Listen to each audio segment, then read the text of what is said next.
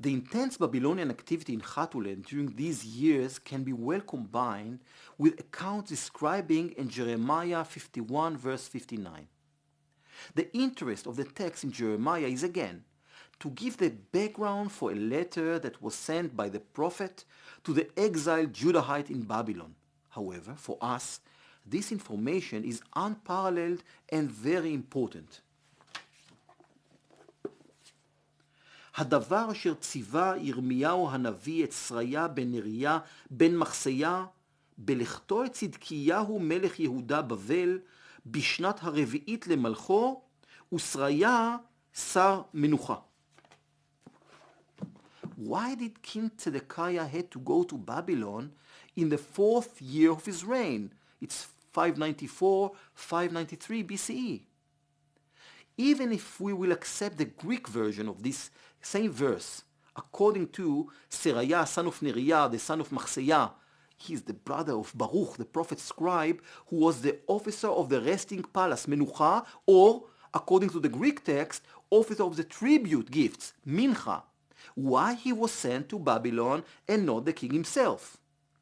I would assume that the act was in order to renew the pledge of fealty or to deliver a report about conditions in the region on the background of all these instability in the region. Don't forget that it was in that same year when this meeting of all the representatives of the kings from the region took place in Zedekiah's palace. The tension and turmoil of those years are also related to conventions of the presence of Ezekiel in the Babylonian exile, which were devoted to the events taking place in Judah. There are clear connections between the events of the 4th year of Zedekiah's rule and the first meeting described in Ezekiel, apparently on the 5th of Tammuz, which is July 593 BCE. The fact that a marked part of Ezekiel's prophecies dealt with what was transpiring in Judah indicates that the messages were sent and messengers and letters were exchanged between the exiles in Babylon and the people in Jerusalem, just like we already saw from the description of the letter that Jeremiah sent to the exiles in Babylon. It seemed that the exiles were involved in the disputes among the various groups in Judah and sent a clear message that loyalty to Babylon must be preserved. Under the reign of Psametichu II, Egypt began to firmly establish its status in the land of Israel, Transjordan, and the Phoenician coast. The regional anti-Babylonian treaty began to materialize, and there was a feeling among the kingdoms of the region that Babylonian authority began to be unstable.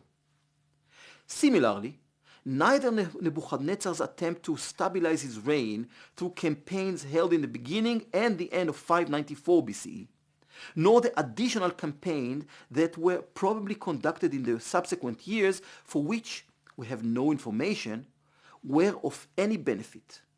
The real threat to Babylonian rule increased steadily in 589 BCE with the succession of Khofra in Egypt.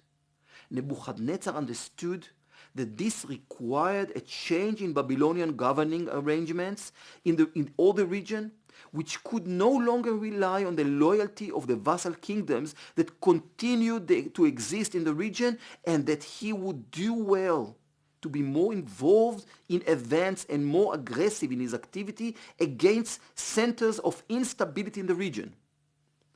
This is a background to the change in the Babylonian policy from semi-independent vassal kingdoms to provinces whose fealty to the Babylonian authority was guaranteed by direct Babylonian rule and continuous presence of Babylonian troops and administration. During the next 18 years, the Babylonians led a series of actions that stabilized their authority in the region and effectively abolished the existence of vassal kingdoms. As a result, the Babylonians established their full domination to the border of Egypt, positioning themselves as a constant threat for an invasion to Egypt. The absence of Babylonian chronicles for this period of time makes it difficult to reconstruct historical events. However, the crisis that took place in Hatulen during this time period also has archaeological evidence.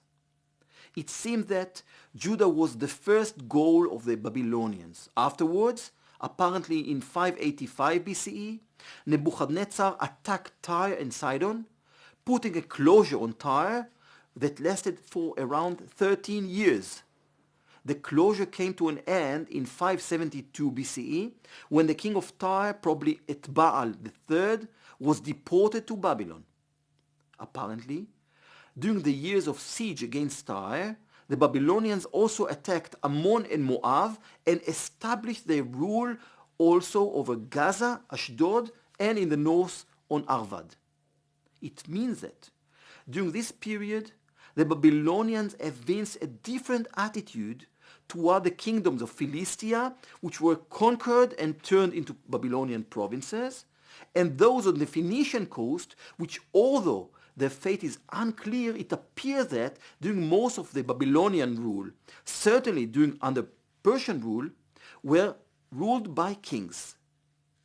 The reason for this is Philistia's strategic importance as the gateway to Egypt and the necessity for Babylonians to maintain control over the region. Likewise, the continued instability in Philistia, the close ties and the loyalty to Egypt, as well as the intensive Egyptian activity that continued in the region throughout the period, all required the Babylonians to strengthen their control by conquering and subjugating the region.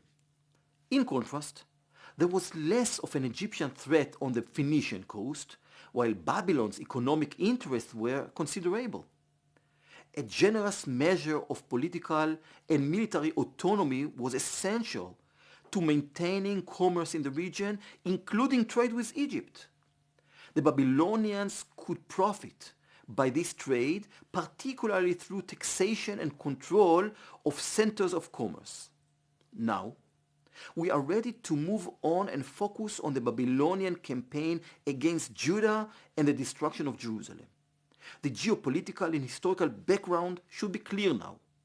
The chronological order of the events should be well known, and we can zoom in and move to the detailed description of the events in Judah.